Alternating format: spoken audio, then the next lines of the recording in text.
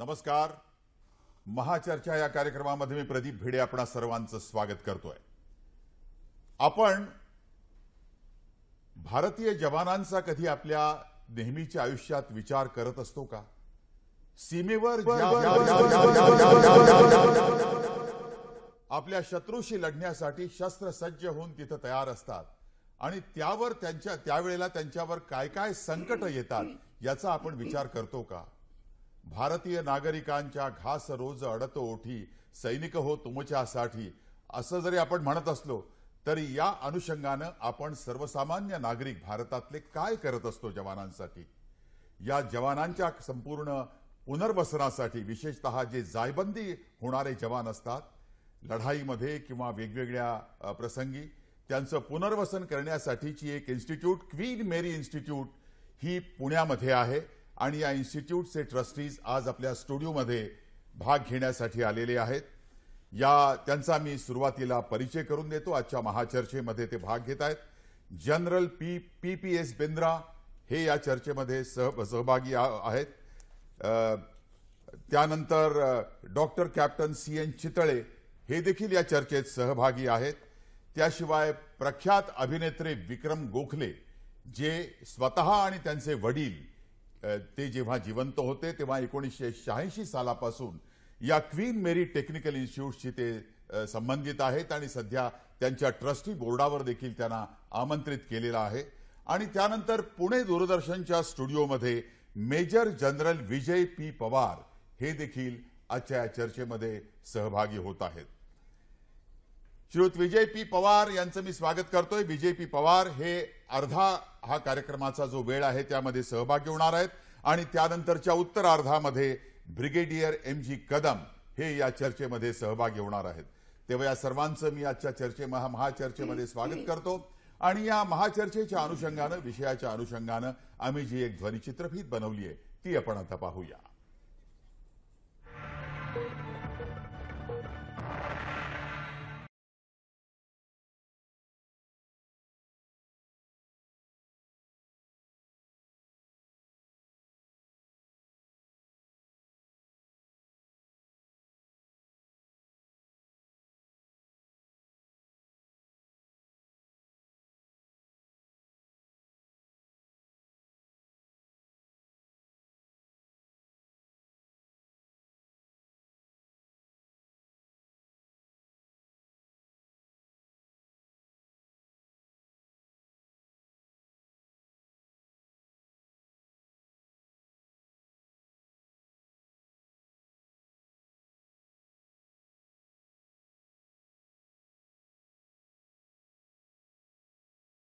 देश स्वतंत्र होऊन 70 वर्ष पूर्ण होतील.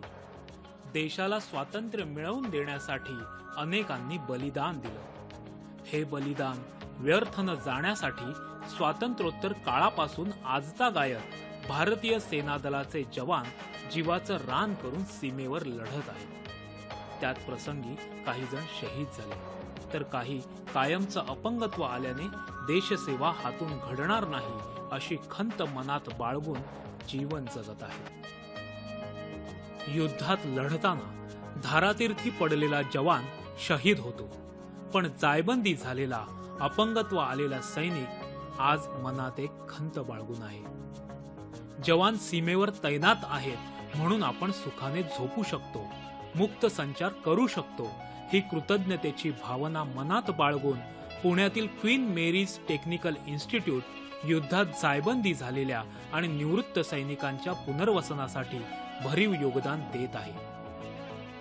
जवानांना कौशल्याधारित प्रशिक्षण देऊन त्यांच्या पंखांना बळ देण्याचं महत्त्वाचं कार्य क्वीन मेरी टेक्निकल इन्स्टिट्यूट करत आहे. स्वातंत्र्य उपभोगताना, ज्यांच्यामुळे आपल्याला स्वातंत्र्य मिळालंय ते स्वातंत्र्य अबाधित राखताना स्वतःच्या जीवाची बाजी लावणाऱ्या प्रत्येक घटकाचा सन्मान करणं आणि प्रसंगात साथ देणं तुमच्या आमच्यासारख्या सामान्य नागरिकाचं कर्तव्य आहे. ऊन वारा पावसाची तमा न बाळगता देशाचं रक्षण करणाऱ्या प्रत्येक जवानाप्रती सद्भावना व्यक्त करण्यासाठी आणि कृतज्ञतापूर्वक सलाम करण्यासाठीच आजची ही महाचर्चा.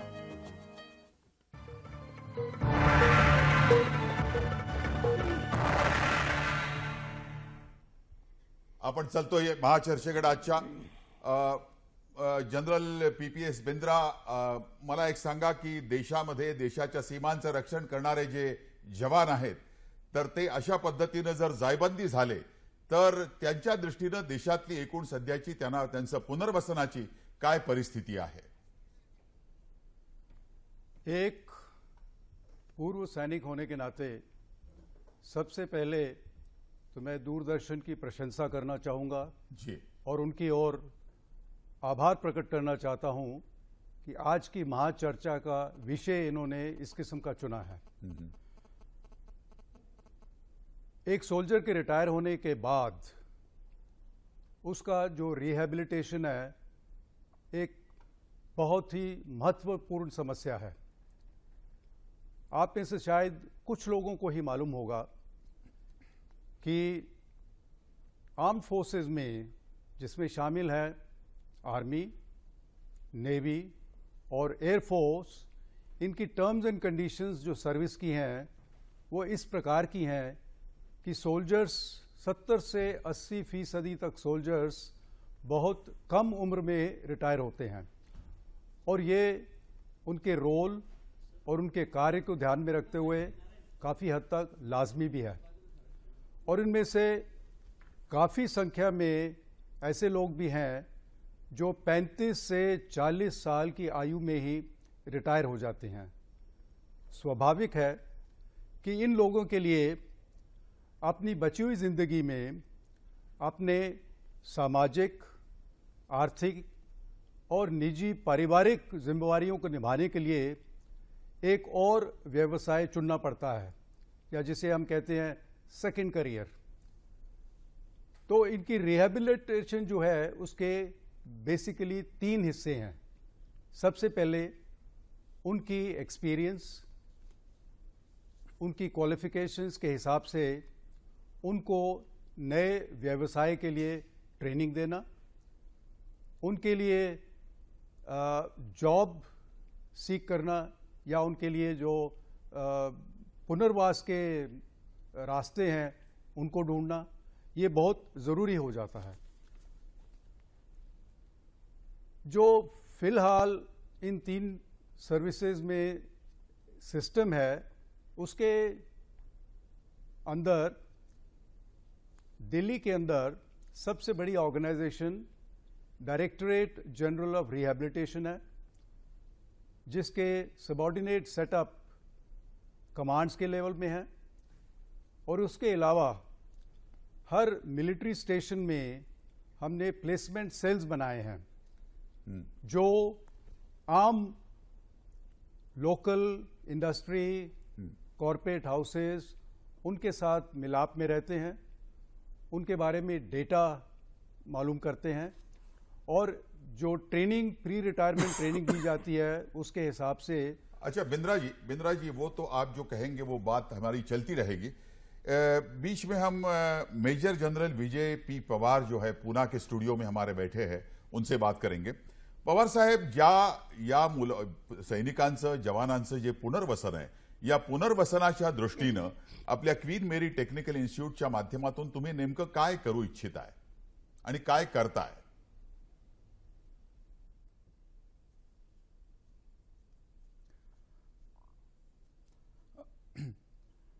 ह्या QMTIचं मुख्य उद्देश आहे की ह्यांचं औद्योगिक पुनर्वसन झालं पाहिजे। वोकेशनल रिहॅबिलिटेशनवर जास्ती ज्ञान आहे।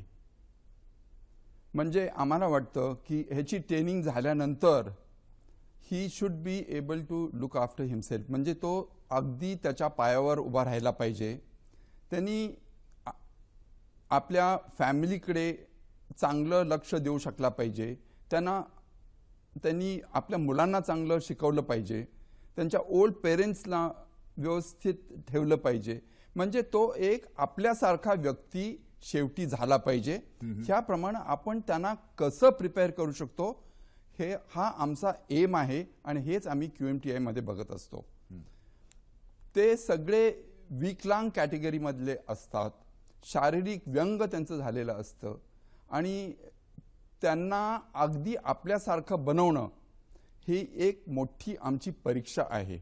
आताच पहा ना, आमच्या QMTI मध्ये आता 15 लोक अशी आहेत जे की व्हीलचेअर्सवरच फिरतात. जवळजवळ 27 लोक अशी आहेत ज्यांचा एक पाय नाही किंवा दोन पाय नाही किंवा दोन्ही हात नाहीत.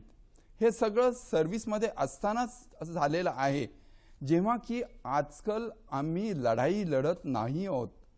आपली मागची लढाई तर 1999 मध्ये संपली होती, पण पूर्ण ईस्ट वेस्ट नॉर्थ वगैरे मध्ये नो वॉर नो पीस मध्ये सुद्धा आपले जवान इतक्या महत्वाचं काम करत जायबंदी आहेत होत आहेत, हो. आणि इतक्या कॅज्युअलिटीज होत राहत असतात.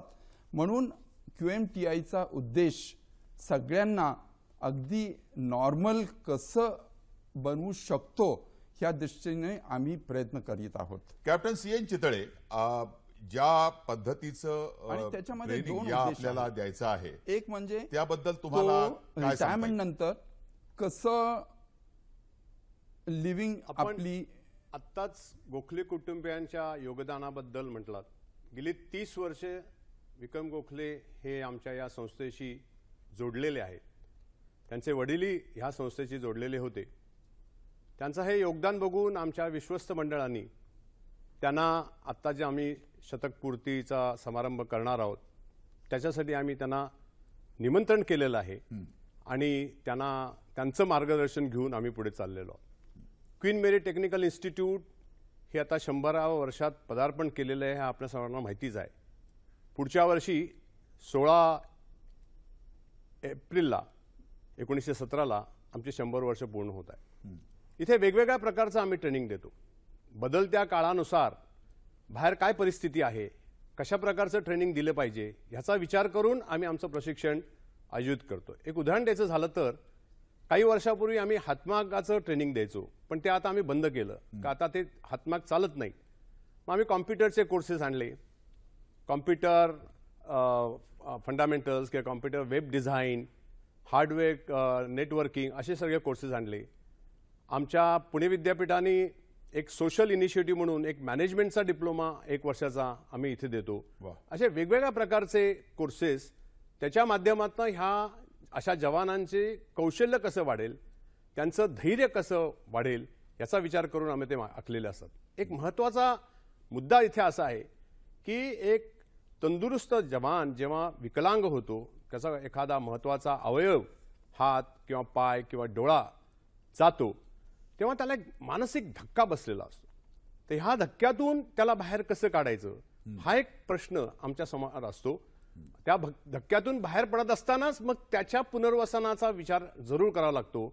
आणि हा जे पुनर्वसन आहे अशा जवानांचं, हे फार महत्त्वाचं काम आहे आणि त्याच्यासाठीच आमचे प्रयत्न चालू आहेत. आपण ही चर्चा अशीच चालू ठेवणार आहोत. जायबंदी जवानांचं पुनर्वसन आणि आपल्याला विक्रमजींचं या संदर्भातलं नेमकं काय म्हणणं हे ऐकून घ्यायचंय. विक्रमजी, मला हा प्रश्न असा विचारायचा आहे की तुमच्यासारखा एक चतुरस्त्र अभिनेता हा जेव्हा अशा तऱ्हेच्या कार्यामध्ये सामील होतो तेव्हा नक्कीच तुम्हाला काहीतरी याविषयी वाटतं. आणि मला असं वाटतं की या समाजाचं जे उत्तरदायित्व आहे, हे जायबंदी होणारे जे जवान आहेत त्यांच्या पुनर्वसनाच्या अनुषंगानं समाजाने नेमकं काय केलं पाहिजे असं तुम्हाला वाटतं? समाजाने या आपल्या सगळ्या भावंडांना, जवानांना कधीही विसरता कामा नये अशी माझी प्रामाणिक अपेक्षा आहे.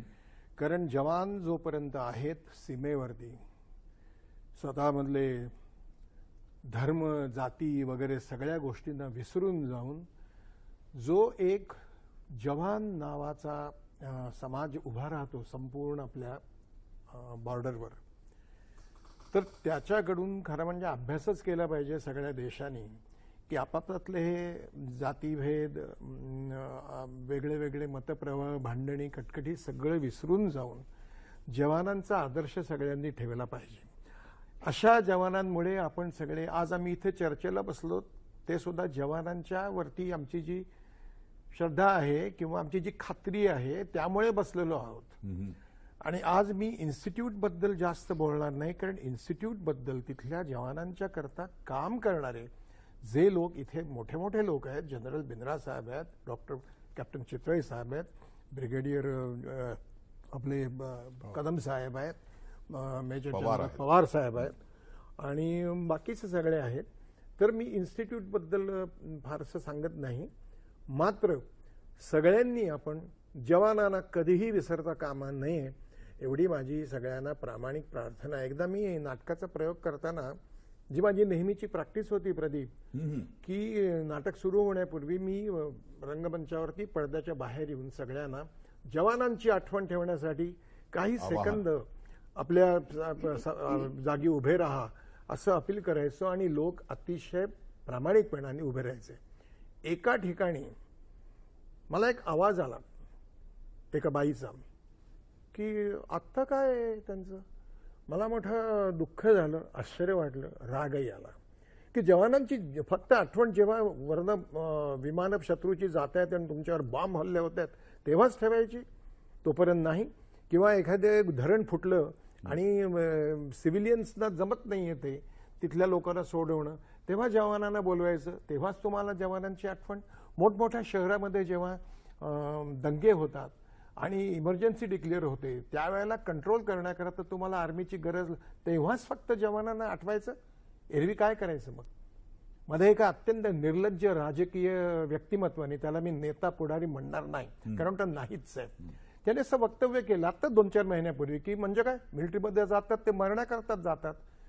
हे म्हणणाऱ्या माणसाला तो जिवंत आहे तो कारण ते जवान तिकडे आहेत म्हणून ते वाक्य बोलू शकतो. प्रश्नच नाही. विक्रमजी आपण म्हणताय ते अगदी बरोबर आहे. आपण आता बिंद्रांच्याकडे पुन्हा येतोय. बिंद्रा जी, आप मुझे बताइए कि ये इन जवानों के लिए जैसे कि क्वीन मेरी टेक्निकल इंस्टीट्यूट है उसी तरह की इंस्टीट्यूट्स जो है और देश के लेवल पे भी इसमें हमारे में दिल्ली में और कमांड लेवल पे आप कह रहे थे अभी कि कुछ न कुछ वहां पर होता है, काम होता है. तो अब हमें बताइए कि जो आपके इसके अलावा क्या क्या हो रहा है अभी. इसके बारे में मैं 2 चीजें आपको खास तौर पर बताना चाहता हूं. जी. जैसा कि जनरल पवार ने भी जिक्र किया था, आम जनता के विचार में आर्म फोर्सेस का देश की सुरक्षा का योगदान सिर्फ 1962, 1965, 1971 और कारगिल की लड़ाई तक ही सीमित नहीं है. आपको मालूम होगा कि हमारे पश्चिमी बॉर्डर पर 1012 किलोमीटर से ज्यादा की लाइन ऑफ कंट्रोल जो है वो हमेशा एक्टिव रहती है, यानी कि फायरिंग चलती रहती है, मुठभेड़ होती है, कैजुअल्टीज होती हैं. उसी तरीके से हमारे पूर्वी बॉर्डर्स पर भी कई जगह पर आर्मी तैनात है जहां पे इस किस्म के हादसे होते रहते हैं. और इसके अलावा देश के भिन्न भिन्न इलाकों में जिनमें शामिल है JNK, नागालैंड, मणिपुर, त्रिपुरा, अरुणाचल प्रदेश के कुछ हिस्से जहां पे आर्मी काफी मात्रा में इंटरनल सिक्योरिटी ड्यूटीज में भी रहती है. जी. और अगली बात यह है कि बहुत से ऐसे जगह हैं जहां आर्मी एकदम बहुत ही सख्त क्लाइमेटिक और टेरेन कंडीशंस में सर्विस करती है, जहां पे वो 20,000 ऊंचाई तक ऑपरेट करते हैं, जैसे कि सियाचिन ग्लेशियर. तो इन सबको मिला के काफी मात्रा में कैजुअल्टीज होती हैं शहीद होने के अलावा. और इसीलिए मैं ये बात आपको बताना चाहता हूं कि Queen Mary's technical institute for disabled soldiers 1917 में स्थापित की गई थी, जिसका मुख्य मुद्दा है ऐसे डिसेबल्ड सोल्जर्स को ट्रेनिंग देना, बदलते हुए सामाजिक और आर्थिक माहौल को ध्यान में रखते हुए, ताकि वो फक्र से अपना सर खड़ा कर सके जी. और एक दूसरा करियर शुरू कर सके. कॅप्टन चितळे, मला एक सांगा की या पद्धतीचं तुम्ही ट्रेनिंग या जवानांना देण्याचा प्रयत्न करता जायबंदी जवानांच्या पुनर्वसनासाठी, त्याच्या माध्यमातून त्यांना काय मिळतं? मी मगाशी काही कोर्सेसचा इथे उल्लेख केला. जसे कॉम्प्युटरचे कोर्सेस आहेत तसेच आम्ही त्यांना इलेक्ट्रिशियनचा कोर्स देतो, डिझेल मेकॅनिकचा कोर्स देतो. उद्देश असा आहे की हे कोर्सेस केल्यानंतर ह्या जवानांना औद्योगिक क्षेत्रामध्ये नोकरी मिळावी, त्यांचं स्किल वाढवा. एक महत्त्वाचा आम्ही उपक्रम सुरू केलेला आहे की 2 वर्षाचा कोर्स असो किंवा 1 वर्षाचा कोर्स असो, आम्ही या जवानांना 1 वर्षासाठी औद्योगिक क्षेत्रामध्ये ऑन जॉब ट्रेनिंग द्यायचा प्रयत्न करतो. त्याचा उद्देश असा आहे की हे जेव्हा जवान सिव्हिलमध्ये ऑन जॉब ट्रेनिंग घेण्यासाठी जातात, मग ते कुठल्याही व्यवसायात जात असतील, कुठल्या छोट्या मोठ्या कारखान्यात जात असतील, मोठ्या कारखान्यात जात असतील, उद्देश असा आहे की ते जवान जेव्हा रिटायर होणार आहेत, निवृत्त होणार आहेत, तेव्हा त्यांना कळलं पाहिजे की या सिव्हिल लाईफमध्ये आपल्याला कशा प्रकारचं काम करायला पाहिजे. कारण आमचे जवान हे अगदी शिस्तीचे भक्त असतात. काही काही वेळेला असं लक्षात आलेलं आहे माझ्या की यांच्या शिस्त आणि त्यांचा एक सरळपणा, त्याच्यामुळे त्यांना काही वेळेला थोडंसं दिशाभूल केल्याची उदाहरणं माझ्यासमोर आहेत. पण हे जे 1 वर्षाचं ऑन जॉब ट्रेनिंग आहे, त्याच्यात त्यांची तयारी निश्चितच होते. याचप्रमाणे त्यांचे स्किल वाढवण्यासाठी, त्यांचं कम्युनिकेशन वाढवण्यासाठी त्यांना आम्ही इंग्लिश शिकवतो. आणि मला एक सांगायला आवडेल, हे इतके मन लावून शिकतात की परवाच आमच्याकडे एक कार्यक्रम झाला, 1 वर्षाचा सांगता कार्यक्रम झाला. त्यात 2 जवानांनी जे काही समारंभ होता त्याचं सगळं आयोजन त्यांनी सगळं इंग्लिशमध्ये बरोबर अगदी व्यवस्थित एखाद्या MBAच्या स्टुडंट सारखं त्यांनी मांडलं. मला असं वाटतं ही त्यांची एक डेव्हलपमेंट आहे. निश्चित. कॅप्टन चितळे, आपण आता पुन्हा मेजर जनरल विजय पवार यांच्याकडे जातोय, जे पुणे दूरदर्शन केंद्राच्या आमच्या स्टुडिओमध्ये आहेत, आपल्याशी बोलतायत ते.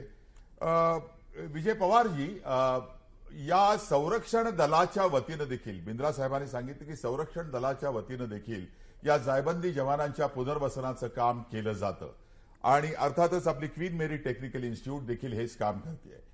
केंद्रातर्फे आणि त्यांच्या ज्या मिनिस्ट्रीतर्फे ज्या पद्धतीचं हे जे ट्रेनिंग देण्याचा प्रयत्न करणं किंवा त्यांना मुख्य प्रवाहात आणण्याचा प्रयत्न, ज्या काही सुविधा, तर त्या कशा आहेत, त्यात काही कमी आहे का?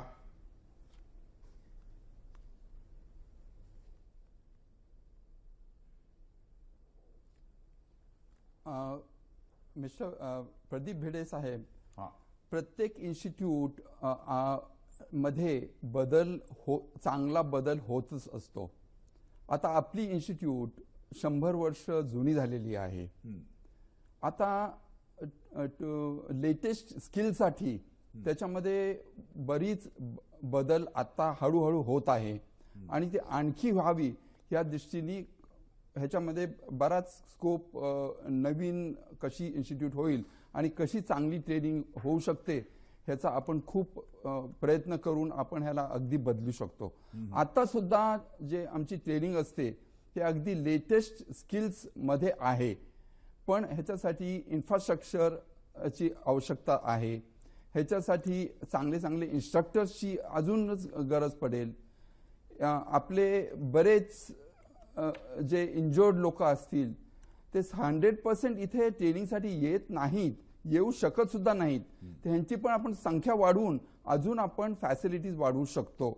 आणि त्याचप्रमाणे जर कॉर्पोरेट्सनी पण, आता ते खूपच मदत करतात, पण कॉर्पोरेट सुद्धा अजून जास्ती मदत करू शकले आणि त्यांना काय कसली ट्रेनिंग हवे हे पण आम्हाला जर चांगलं कळालं तर आपण पण बरेचशा जवानांना जे विकलांग आहेत त्यांची त्याप्रमाणे ट्रेनिंग करून त्यांच्यापर्यंत आपण ह्या मुलांना, यंग बॉईजना जे की लवकरच 17 वर्षानंतर आर्मी सोडून जातात त्यांना त्यांच्याकडे पोहोचू शकतो आणि त्याप्रमाणे त्यांचं पुनर्वसन चांगल्या तऱ्हेने करू शकतो. मेजर जनरल विजय पवार साहेब, आपण आमच्या या चर्चेमध्ये सहभागी झालात त्याबद्दल आम्ही आपले मनापासून आभार मानतो. कारण याच्यानंतर ब्रिगेडियर MG कदम हे या चर्चेमध्ये सहभागी होणार आहेत. मी आपले एकदा मनापासून आभार मानतो. आता आमच्या पुणे दूरदर्शन केंद्रामध्ये ब्रिगेडियर MG कदम हे आपल्या चर्चेमध्ये सहभागी होण्यासाठी उपस्थित आहेत. ब्रिगेडियर कदम, मी आपलं स्वागत करतो आजच्या चर्चेमध्ये आणि आपल्याकडे काही कालानंतर येतोच हे प्रश्न घेऊन आपल्याकडे. दरम्यान मी कॅप्टन चितळे यांना विचारू इच्छितो की या आजवरच्या तुमचा जो अनुभव त्या क्वीन मेरी टेक्निकल इन्स्टिट्यूटमध्ये आहे आणि ज्या पद्धतीचं रिहॅबिलिटेशन, त्यांचं पुनर्वसन तुम्ही जवानांचं करत आलेलं आहात, त्यांच्या काही सक्सेस स्टोरीज ज्याच्यामधून खरं म्हणजे आजच्या प्रेक्षकांना अतिशय त्याचा आनंद होईल की ज्यामधून ते जवान इथे या इन्स्टिट्यूटमध्ये आले आणि त्यांनी जे स्किल त्यातून प्राप्त केलं त्याच्या माध्यमातून खरोखरच त्यांना उत्तम तऱ्हेचा रोजगार किंवा उत्तम तऱ्हेची नोकरी मिळाली, याची काही उदाहरणं तुम्हाला सांगता येतील का? अगदी निश्चित सांगता येतील प्रदीपजी. मी जसं म्हटलं की बदलत्या काळानुसार आम्ही ह्या जवानांना प्रशिक्षण देऊन त्यांचं कौशल्य वाढवायचा प्रयत्न करत असतो आणि ह्या प्रयत्नांना हे जवान अगदी मन लावून लक्ष देऊन त्याला साथ देत असतात. ह्याच प्रशिक्षणाचा एक भाग म्हणून ह्या संस्थेमध्ये आम्ही पुणे विद्यापीठातर्फे एंटरप्रेन्योरशिप डेव्हलपमेंटचा प्रोग्राम घेतला होता 10 दिवसाचा आणि वेगवेगळ्या तज्ज्ञांना तिथे बोलून एंटरप्रेन्योरशिप म्हणजे काय, कोण एंटरप्रेन्योर बनू शकतो, असे छोट्या छोट्या मध्ये विषय घेऊन जशी एक आयडिया आहे how to convert that idea into business आणि मग ह्या जवानांना आम्ही प्रोजेक्ट करायला लावले. त्याचा एक भाग त्यांना म्हणजे मी काहीतरी करू शकतो हा आत्मविश्वास वाढला. माझ्यासमोर एक अशी केस आहे, एक जवान आहे प्रीतम सिंग नाव त्याचं, आग्र्याचा आहे तो, त्याचा एक पाय गेलेला आहे. जेव्हा मी त्याशी मागे बोललो की मला एक अशी उडत एक बातमी आली होती की तो एक साधारण महिना 75,000 ते 1 लाख रुपये कमवतोय, म्हणून मी त्याचा इंटरव्ह्यू घेतला. काय करत होता तो? आग्र्यावरनं एक 5-6 ट्रक, तो आडत्या जे भाजीपाल्याचे जे विक्रेते असतात म्हणजे ज्याला आपण दलाल म्हणतो त्यांच्याकडे काम करत होता. आग्र्यावरनं तो ट्रक घेऊन यायचा, बटाटे घेऊन नाशिकच्या मार्केटमध्ये विकायचा आणि तिथून परत जाताना कांदा घेऊन आग्र्याच्या मार्केटमध्ये विकायचा. ह्या ऍक्टिव्हिटीमध्ये त्याला 75,000 ते 1 लाख रुपये मिळत होते. कालांतराने जसं त्याला आता कळलं की जसं आपण म्हणतो ना की पतंगाला वरची हवा लागली की तो वर उडत राहतो, तसंच या जवानांचं झालं.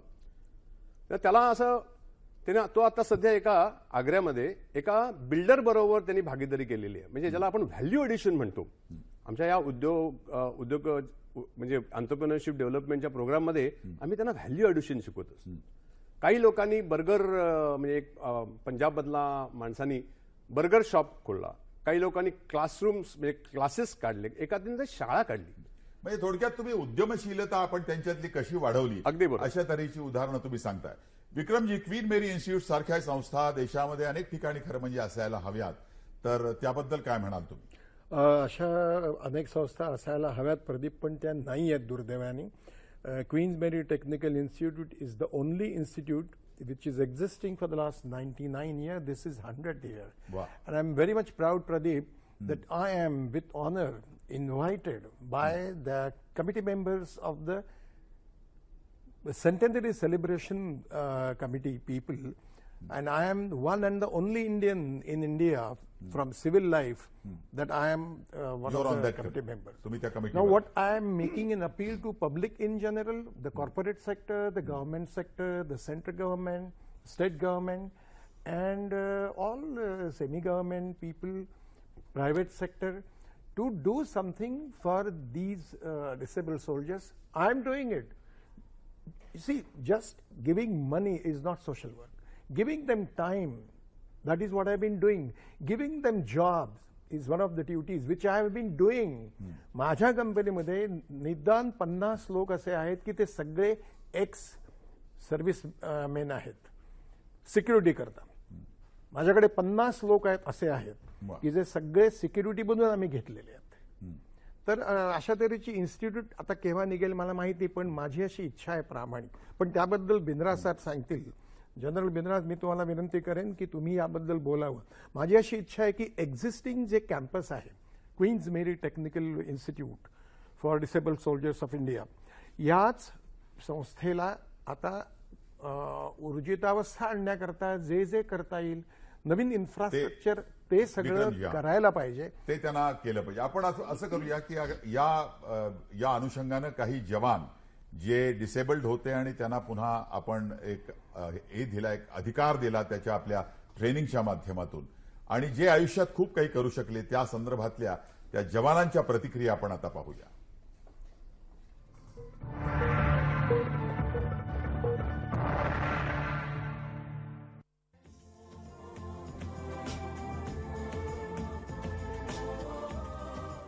तो करीबन हमने 6 बजे जो फर्स्ट लाइट थी उसके बाद हमने सर्च ऑपरेशन शुरू किया.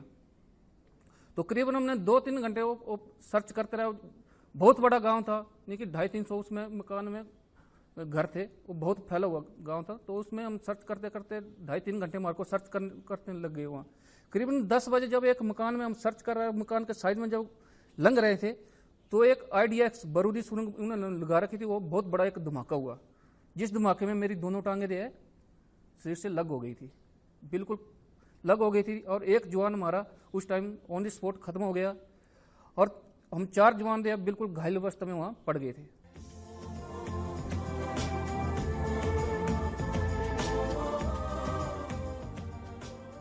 यहाँ पर देखा, मैं जब यहाँ पर आया 22 जुलाई 2016 को यहाँ पर आया था, यहाँ पर देखा कि मैं अपने आप को कमज़ोर समझता था कि मैं ऐसा डिसेबल्ड सोल्जर, मैं ये वो।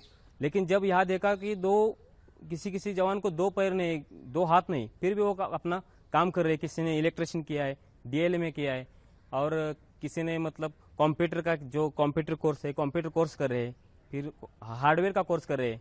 तो उनको देखकर मेरा हौसला और बुलंद हो गया, मैं भी कुछ कर सकता हूँ ऐसा मुझे लगा। और मैं यहाँ पर जो QMTI में जो यहाँ गाइडलाइंस मिलता है जवान के लिए बहुत ही अच्छा है, और आगे पुनर्वास करने के लिए यहाँ पर उस जवान का बहुत अच्छी सिखलाई दी जाती है।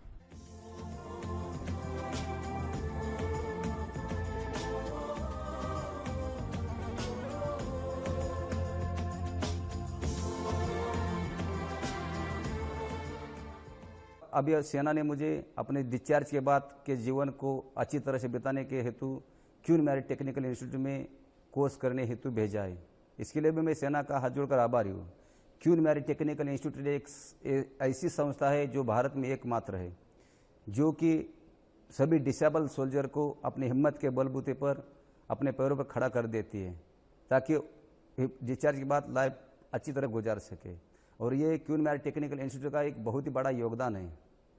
मैं क्वीन मैरी टेक्निकल इंस्टीट्यूट में इलेक्ट्रिशियन कोर्स कर रहा हूँ, जो कि मैं पूरी अपनी लगन और मेहनत के साथ पूरा करने की कोशिश करूँगा, और क्वीन मैरी टेक्निकल इंस्टीट्यूट का और भारतीय सेना का नाम ऊंचा करने की कोशिश करूँगा।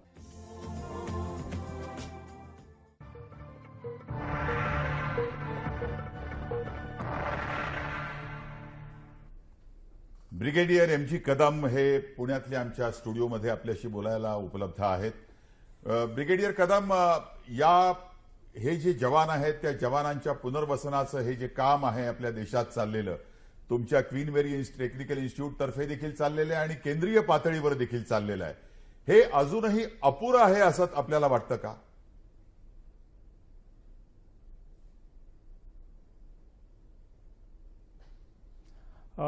प्रदीप, अगदीच हे अजून अपुरं आहे असं वाटतं। कारण अशा प्रकारची ही केवळ एक संस्था अशी आहे। दुसरी एक पॅराप्लेजिक होम मोहालीमध्ये आहे आणि दुसरं पॅराप्लेजिक होम इथे पुण्यात आहे।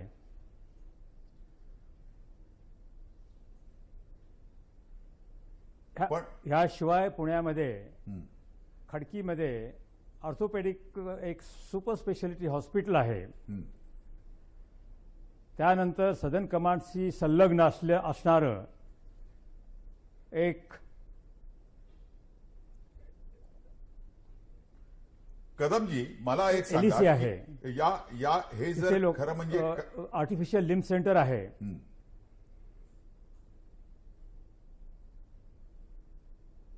कदम साहेब, यापुढे काय झालं पाहिजे, समाजाकडून काय नेमकं केलं गेलं पाहिजे असं आपल्याला वाटतं? अंग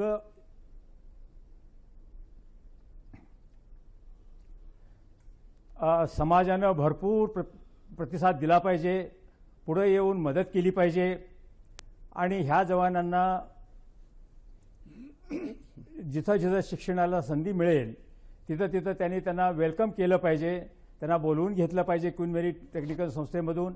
आणि अशाच प्रकारची एखादी आणखी संस्था दुसऱ्या एखाद्या स्टेटमध्ये उभी केली पाहिजे आणि तिन्ही दलांनी त्याला भरपूर अशा सोयी उपलब्ध करून दिल्या पाहिजेत, शिक्षण उपलब्ध करून दिलं पाहिजे।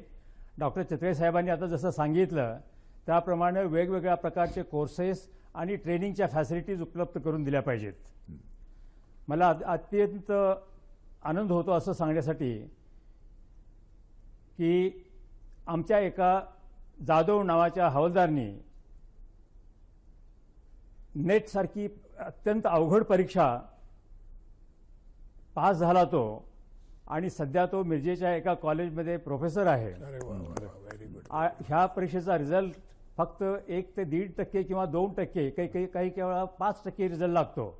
पण हा ग्रस्त फर्स्ट अटेम्प्टमध्ये पूर्ण परीक्षा त्यांनी पास केली. म्हणजे बुद्धीनं काही कमी आहे असं नाही, पण संधी मिळाली नाही.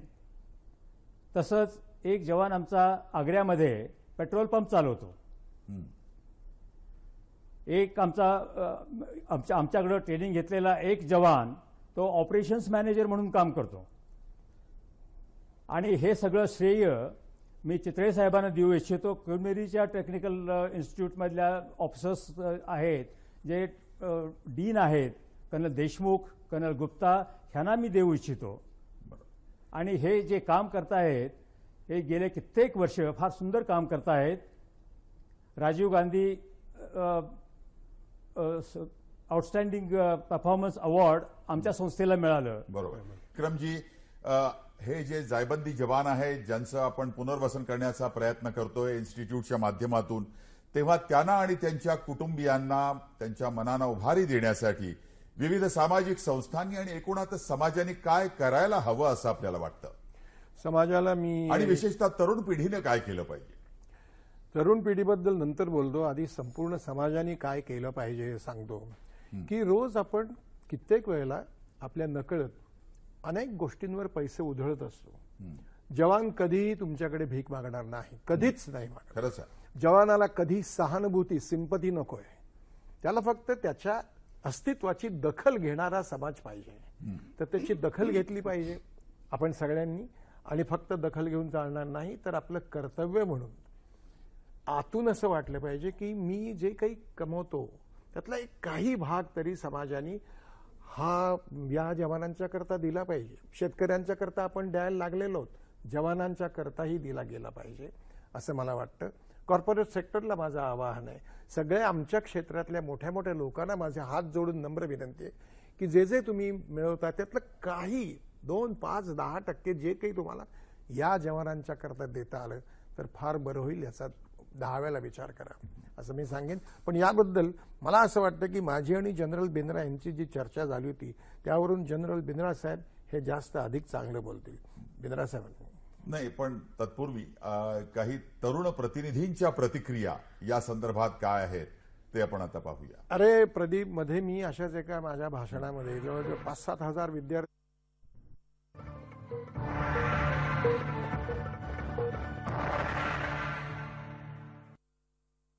सध्याचं यूथ हे खरंच खूप एनर्जेटिक आहे. माझ्या एजच्या असंख्य तरुण तरुणींना देशप्रेम खूप असतं, पण ते व्यक्त कसं करावं किंवा ते व्यक्त करण्यासाठी साजेसं असं माध्यम मिळत नाही. QMTI म्हणजेच क्वीन्स मेरी टेक्निकल इन्स्टिट्यूट, ही इन्स्टिट्यूट युद्धामध्ये जायबंदी झालेल्या आपल्या जवानांसाठी त्यांच्या सेकंड इनिंगसाठी कार्यरत आहे. ती सेकंड इनिंग जास्तीत जास्त मेमोरेबल करण्यासाठी त्यांचे प्रयत्न चालू आहेत. आणि खरंच अशा उपक्रमांमुळे किंवा अशा ऍक्टिव्हिटीजमुळे आपल्याला रियालिटीची जाणीव होते असं म्हणायला हरकत नाही. या उपक्रमामध्ये जास्तीत जास्त तरुणांचा सहभाग असेल किंवा मॅक्सिमम संख्येने तरुण यामध्ये सहभागी होतील यासाठी आम्ही कार्यरत असू. या संस्थेमध्ये मुळात जायबंदी झालेल्या असंख्य जवानांना वेगवेगळ्या विषयाच्या ट्रेनिंग्स दिल्या जातात आणि ह्या ट्रेनिंग दिल्या जात असताना या संस्थेच्या किंवा या इमारतीची असेल किंवा इथल्या प्रिमाइसची असेल, इथल्या इक्विपमेंटची असेल, ही गरज खूप मोठ्या प्रमाणात आहे. कारण मोठ्या प्रमाणात मोठ्या संख्येमध्ये जवान इथे येत असतात ज्यांचे हात नाही आहेत, ज्यांचे पाय नाही आहेत, जे डिसेबल्ड जवान आहेत असं आपण ज्यांना म्हणतो. अशा जवानांसाठी ही संस्था जर 99 वर्ष कार्यरत असेल, त्यांना कुठलाही इतर फंड मिळत नसताना, तर ही जेव्हा आम्ही संकल्पना राबवण्याचा विचार केला त्यावेळी आम्हाला पहिलं नाव याचं सुचलं ते म्हणजे ऋण. अब हमारी जिम्मेदारी. कारण खरंच हे लोक तिकडे बॉर्डरवर लढत असतात आणि म्हणूनच आपण सुखाची झोप इथे घेऊ शकतो, शांत झोप इथे घेऊ शकतो.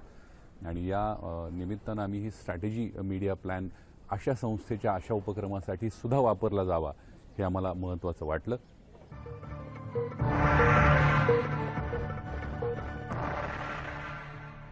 ब्रिगेडियर MG कदम आपल्याशी बोलतायत पुण्याच्या स्टुडिओमधून. ब्रिगेडियर MG कदम, या पुढच्या काळामध्ये अशा पद्धतीचं काम हे संपूर्ण केवळ आपल्या इन्स्टिट्यूटच्या माध्यमातूनच नव्हे तर प्रत्येक राज्यातून अशा तऱ्हेच्या संस्था उभ्या राहिल्या पाहिजेत असं आपल्याला वाटतं का, आणि त्या संस्थांना काय करता येईल असं आपल्याला वाटतं?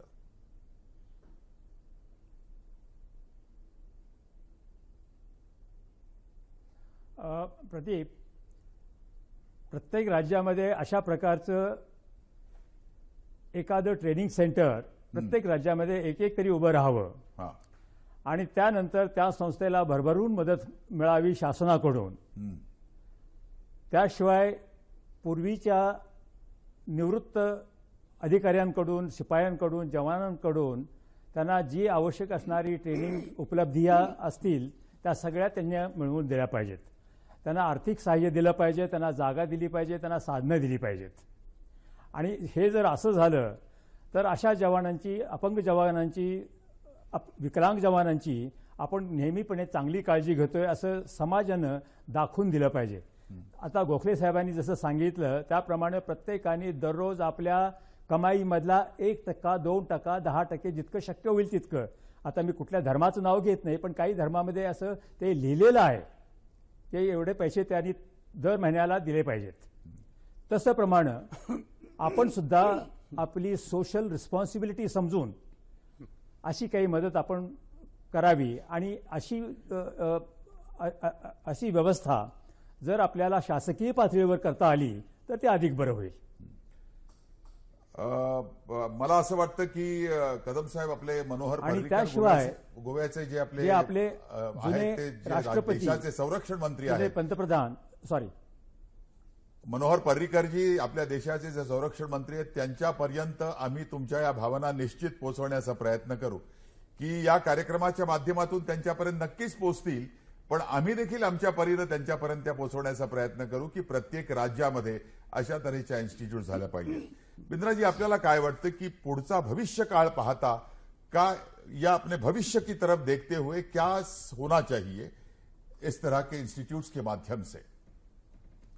प्रदीप, इसके बारे में मैं 2-3 छोटी छोटी बातें बताना चाहता हूं. ट्रेनिंग लगातार मॉडर्नाइज होती रहनी चाहिए. इसके लिए हमारे पास 2 जरिए मौजूद हैं. पहला, हम खुद QMTI और उसके जो बोर्ड ऑफ ट्रस्टीज हैं एनवायरनमेंट के साथ लगातार मिलाप बनाए रखते हैं. दूसरा, यहाँ पर ट्रेनिंग हासिल करने के बाद जो हमारे जवान रिटायर होकर दूसरे व्यवसायों में लग जाते हैं उनके साथ हम लगातार कांटेक्ट मेंटेन करते हैं. उनसे हम फीडबैक मांगते हैं कि यहाँ उपलब्ध की गई ट्रेनिंग का उनको क्या फ़ायदा मिला है, क्या कमियां रह गई हैं और क्या चीज़ें होनी चाहिए. ये सब कुछ मिला के हमने हाल ही में अगले 15-20 साल तक के लिए एक विजन प्लान बनाया है. यानी कि ट्रेनिंग इंफ्रास्ट्रक्चर की बहुत ही तादाद में बढ़ोतरी होनी चाहिए और उसके साथ रिलेटेड जो एडमिनिस्ट्रेटिव और सपोर्ट इंफ्रास्ट्रक्चर है उसकी बढ़ोतरी होनी चाहिए. और मैं आखिर में एक बात के ऊपर आप सब लोगों की तवज्जो दिलाना चाहता हूं कि एक सोल्जर यहाँ से ट्रेनिंग हासिल करने के बाद जब दूसरे व्यवसाय में जाता है तो आपको एक जैसे कि एडवर्टीजमेंट्स में कहते हैं 4-in-1 हासिल होता है. आप पूछेंगे वो कैसे? ये जवान जो है ना सिर्फ अपने व्यवसाय के लिए ट्रेनिंग हासिल करके गए आपके पास आया है, इसके अलावा ये एक बहुत ही एक्सपीरियंस्ड सोल्जर है. दूसरा, ये लॉयल आदमी है. और तीसरा, इसके पास ऊंचे दर्जे का डिसिप्लिन है. कहने का मतलब ये है कि ये एक सोल्जर आम वर्कर्स के हिसाब से आपको 4 गुना आउटपुट दे सकता है. बहुत ही अच्छी बात आपने कही है. कॅप्टन चितळे, तुम्हाला काय वाटतं की या चर्चेच्या अनुषंगानं आपण अंतिम चरणामध्ये आल्यानंतर आपण हे मनाशी विचार केला पाहिजे की भविष्य काळात नेमकं काय झालं पाहिजे या जायबंदी जवानांच्या पुनर्वसनाच्या दृष्टीनं, आणि विशेषतः आजची जी तरुण पिढी फार मोठ्या प्रमाणावर आपल्या देशामध्ये आहे त्यांनी पण काय केलं पाहिजे? तरुण पिढीबद्दल सांगायचं झालं तर गेल्या 8 वर्षाचा माझा असा अनुभव आहे की MBA करणारी मुलं आमच्या या मॅनेजमेंटच्या कोर्समध्ये स्वतःहून भाग घेतात, त्या जवानांना शिकवतात. MBA झाल्यानंतर सुद्धा ते जेव्हा आपल्या उद्योगधंद्यात किंवा कॉर्पोरेट सेक्टरमध्ये जातात ते परत येऊन आमच्या या जवानांना शिकवतात. मला असं वाटतं हा आदर्श बाकीच्या तरुणांनी घेतला पाहिजे. आणखीन काय करणं आवश्यक आहे? जसं एक क्वीन मेरी टेक्निकल इन्स्टिट्यूट सारख्या संस्था कमीत कमी 4-5 लेवलला, म्हणजे इथे कमांड आहे तिथे सुरू झाल्या पाहिजेत. आम्ही उद्योजकतेबद्दल एक सांगतो, एक सायकल आहे, स्टिम्युलस, सपोर्ट आणि सस्टेनन्स. म्हणजे स्टिम्युलस म्हणजे त्याच्यात एक इच्छा निर्माण करणे की मी उद्योजक होऊ शकतो. असा जवान उद्योजक झाल्यानंतर त्याला सपोर्ट देणं आवश्यक आहे. त्याचा प्रोजेक्ट कसा बनवायचा, बँकेकडे कसं जायचं आणि हा जवान यशस्वी कसा होईल याच्यासाठी सुद्धा प्रयत्न केले पाहिजे. याचा त्याला निश्चितच त्याच्या रिहॅबिलिटेशनसाठी फायदा होईल. एक मुद्दा आणखीन सांगतो, ज्या जवानांना असं ट्रेनिंग मिळालं नाही त्यांचं क्वालिटी ऑफ लाईफ काय आहे असा एक विषय, संशोधनाचा विषय मी सध्या गव्हर्नमेंटकडे दिला आहे. मला असं वाटतं की ते निश्चित आम्हाला त्याच्यात. जनरल बिंद्रा जी, आप क्या कहेंगे कि बिल्कुल 1 मिनट में 1 मिनट 1.5 मिनट बताइए कि क्या होना चाहिए आगे भविष्य में? जैसे कि मैंने पहले बताया था प्रदीप कि ट्रेनिंग जो है आगे की तरफ बढ़नी चाहिए. हमने क्या प्लान बनाया है इसके बारे में मैंने आपको मोटे तौर पे बताया है, लेकिन मैं यही चाहूंगा कि इसके अंदर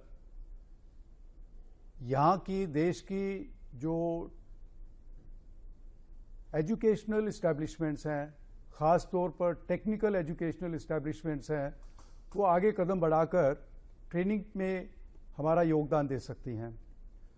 इन लोगों के व्यवसायों के लिए industries, corporate houses on job training दिलवा के इनके काबिलियत को कई गुना बढ़ा सकती हैं. ये सब मिला के अगर ट्रेनिंग का हिस्सा बन जाएं तो ये ट्रेनिंग हमेशा हर साल बेहतर से बेहतर होती रहेगी. विक्रमजी, तुमच्यामध्ये देखील एक माणुसकी विषयी एक कणव असणारा, माणुसकी जाणणारा तुमच्यामध्ये एक सोल्जर आहे. सोल्जर हा प्रत्येकातच असायला हवा असं म्हटलं पाहिजे. काही देशांमधून सगळ्यांना मिलिटरी ट्रेनिंग अत्यंत आवश्यक असतं. तुम्ही काय म्हणाल, या भविष्यामध्ये काय नेमकं झालं पाहिजे? अरे वा प्रदीप, तू अगदी नेमकं माझ्या मनातले विचार मांडतोयस. प्रदीप, मला माझ्या या देशाच्या तरुण पिढीबद्दल अत्यंत अभिमान आहे. माझा विश्वास आहे की कदाचित आपल्या देशाला संपूर्णपणे आमूलाग्र ही नवी येणारी जी पिढी आहे, जी तंत्रदृष्ट्या अतिशय उच्च दर्जाचं तंत्रज्ञान जाणणारी आहे, तीच पिढी सावरू शकेल सर्व दृष्टीने. पण त्याबरोबरच मला असं वाटतं, थोडंसं हार्ड बोलतोय मी, की नव्या पिढीनी सारखं या अँड्रॉइड फोनवर, मोबाईलवरती ब्लॉग्स, ट्विटर, व्हॉट्सॲप ह्याच्यामध्ये वेळ न घालवता शिस्त म्हणजे काय हे जाणून घेणं फार महत्त्वाचं आहे. म्हणून त्यांनी सोल्जर्स कसे आहेत याचा जरा अभ्यास केला तर फार बरं होईल, माझी खात्री आहे. मी तर असं म्हणेन की आमच्या वेळेस जसं कंपल्सरी होतं NCC training, I was not under officer ever, but I was selected after the course. Me PSB आणि SSBला सिलेक्ट झालेला माणूस होतो त्यावेळेला, मुलगा. नाही जाऊ शकलो. पण मला असं वाटतं की देशाला शिस्त पाहिजे असेल तर त्याला 2 वर्ष तरी एनसीसीचं ट्रेनिंग हे कंपल्सरी झालं पाहिजे. त्याच्याकरता मार्क दिले. वा वा विक्रमजी, बरोबर आहे ते तुम्ही काय म्हटलात. मला असं वाटतं की या कार्यक्रमाच्या निमित्तानं आणखीन एक, मी सॉरी एक मिनिट बोलायचं, अभिमानाने सांगतो, माझ्या घरामध्ये एक सोल्जर आहे.